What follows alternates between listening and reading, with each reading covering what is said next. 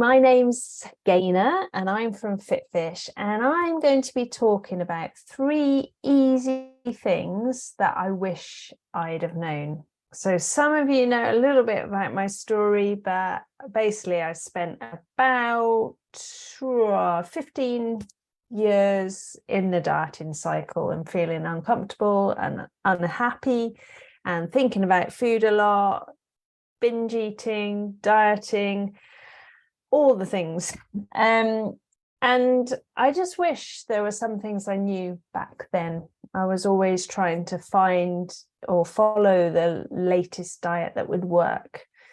And when I got bored of that one, I'd look for something else. But I wish there were some things that I'd have known back then. The first thing is that little things add up. I often think about that time around Christmas when quality treats or celebrations or heroes or chocolate of your choice, probably Lindt balls now, appear. And you might end up eating 1 or 2 or 3 or 4 a day for a few weeks. Now, unfortunately, those little things add up. And it's so easy to see it in that way and think, oh, all those chocolates and things that I had, all those handfuls of crisps, whatever, they added up.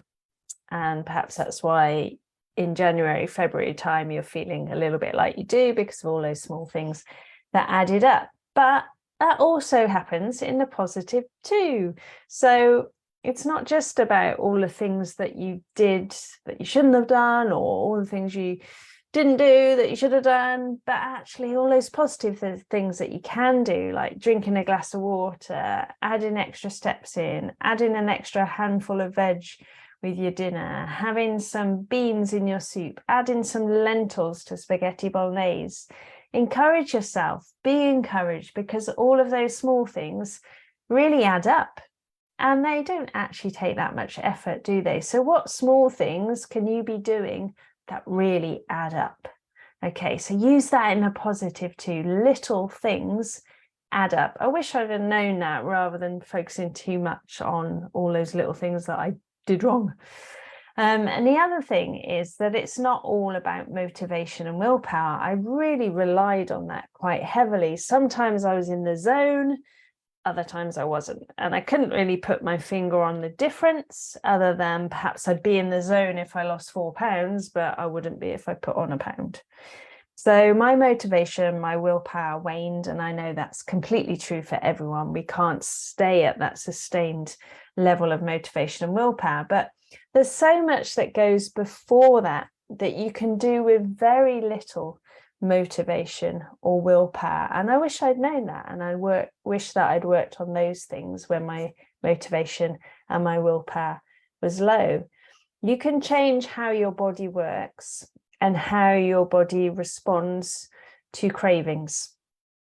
I didn't really know that, but actually there's physical things that your body desires and thinks it needs. There's physiological things that happen that make you crave. And if I'd have known how to handle those better and how to eat in a way that didn't exuberate those things, then I would have been in a much better position, and I wouldn't have needed to use my willpower and my motivation as much.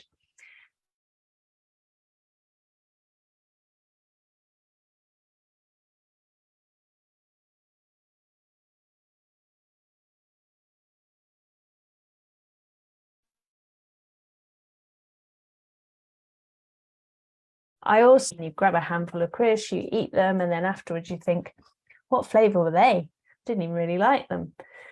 So those kind of things, those mindless eating, those mindless behaviors, those things that are kind of automatic and we don't really think about them, actually some of those are really easy to change. And I wish I'd known how easy it is to create some new habits. Not all new habits are easy to add in, but you can really quickly, really simply add in some new habits without having the motivation and willpower by doing things like stacking and bundling. So bundling is when you attach something that you're trying to introduce to something that you already do.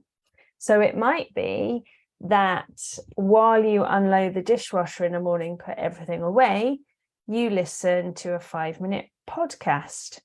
It might be that while you're driving to work, you listen to Bible study. What could it be that you could bundle together? Perhaps while you clean your teeth, you could pray for someone. Or what's quite popular with some of you guys is trying to stand on one leg when you're cleaning your teeth to improve your balance and your coordination. So what kind of things can you add into things that you are already doing quite easily without any motivation or willpower until they just become second nature and become a habit? Or stacking habits. So something that you already do something immediately afterwards.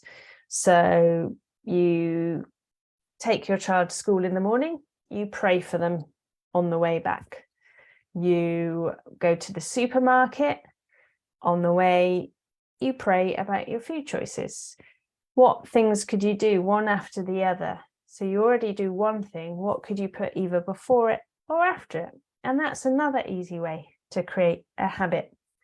So those kind of things don't need much willpower or motivation. And I wished I'd realize how many things you could do that you don't need motivation or willpower for. But of course, once you start seeing results and changes from those things, that makes you more motivated. So that's the beauty of it.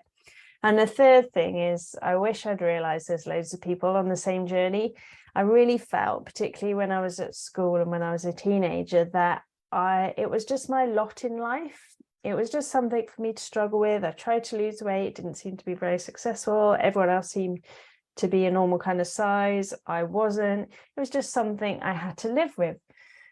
But I wasn't just some kind of special snowflake. That was a phrase I heard this week, a special snowflake, as in we're all different, but we're not special. We are, of course, special, but we're not special in that way. It's not that it can happen for everyone else and not for us. It was possible for me. I wished I'd have believed that. So what can you do about that? Could you join a group? Could you find your people? Could you surround yourselves by people moving on in their journey and becoming healthier and wholer and freer? If you'd like some support, if you'd like to find out loads of other things that I learned, come and join me in the Healthy, Whole and Free program. I've got capacity at the moment. You get loads of personal contact with me, and then you can lose weight without dieting and for life, so that you can feel great, eat what you want to, and stop thinking about food. So you can follow the course in your own pace.